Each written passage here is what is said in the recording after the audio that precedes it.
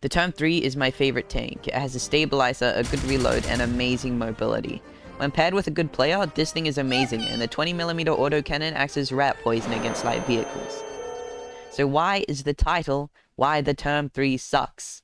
Well, in my opinion, its implementation into War Thunder is very poor, and there are a lot of unimplemented features that define the Turm project in real life. As an enthusiast of the Turm project, I'll be going through a couple of these features and unnecessary debuffs Gaijin has inflicted on this masterpiece.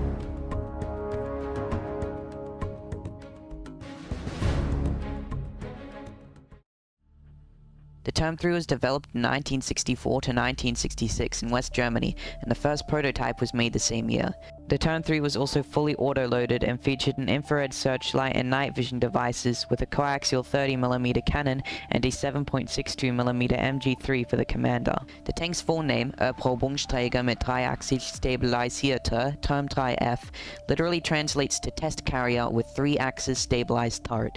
In other words, the tank was never intended for use on the battlefield, but rather as a testing platform to examine the reliability of 3-axis stabilization on tanks. And that brings me to my first point.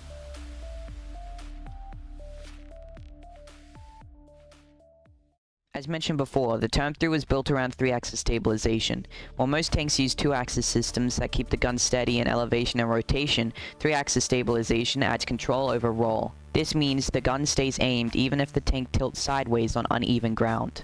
The concept of 3-axis stabilization is literally the reason the tank exists, so it makes sense for Gaijin to add it to War Thunder, right? Nope.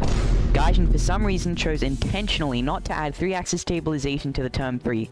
I can understand not adding it to other tanks because they aren't literally built around it, but if you're going to add a prototype vehicle which is based around it, advertise it as a vehicle with 3-axis stabilization, and then continue not to add it, you're doing something wrong. War Thunder is one of the very few games that prides itself on historical accuracy, so it makes sense to add it. I mean, isn't that literally the definition of false advertising? Multiple videos have been made about this issue, and Gaijin is making money off the vehicle, so I'm pretty sure they're not going to be fixing it anytime soon. But if any people associated with Gaijin Entertainment are watching this video, please fix this or let your superiors know.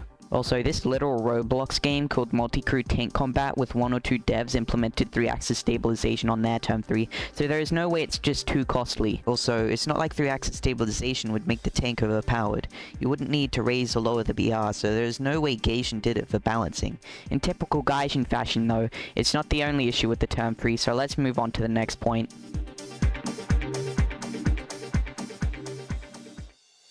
See this searchlight mounted on the Turm III? It never existed. I searched everywhere, photos, documents, archives, and found no evidence it was ever actually mounted. The closest I found are these brackets, which at least look like the ones used to mount this searchlight on the Leopard 1. Not proof that it was ever actually meant to be mounted on the Turm III. Because of how little information on a Turm III is available, Gaijin would have had to do thorough research into this vehicle, which means they should have realized this. This inherently means Gaijin knew about the lack of evidence, but decided to add the searchlight anyway for looks over historical accuracy. Yet again, this is false advertising. Worse yet, the searchlight doesn't even work in-game, and it blocks the commander's MG from depressing properly. However, it's worth mentioning that I myself might be wrong about this. Gaijin has access to archives and information that I don't, so they may have been able to find subsequent evidence. Even if this is the case, I feel like the searchlight should actually work with subsequent balancing. Either that or it should be removed altogether due to the issues it actually causes. Anyway, I've been hating on this tank for the last 3 minutes, so let's see what the community says to justify Gaijin's mistakes.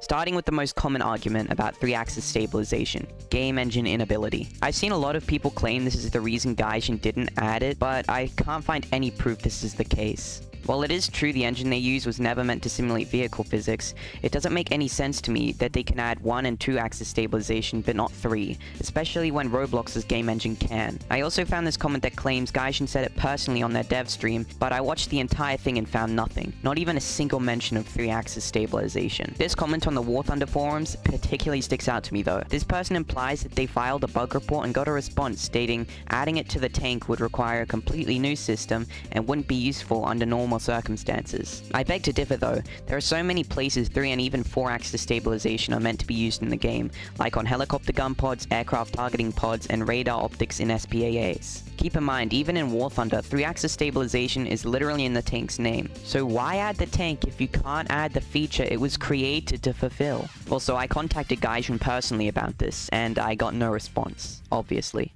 Overall, I find it pretty ignorant of Gaijin to add a vehicle with a defining feature when they're either too lazy to add the feature or can't because of game engine restrictions. Especially when they say the 3-axis stabilized turret of the Turm III will give aspiring commanders of this machine the ability to accurately fire on the move as the first sentence in the pre-order announcement. I mean, this is literally false advertising. Anyway, I usually don't make videos like this because I don't have the time.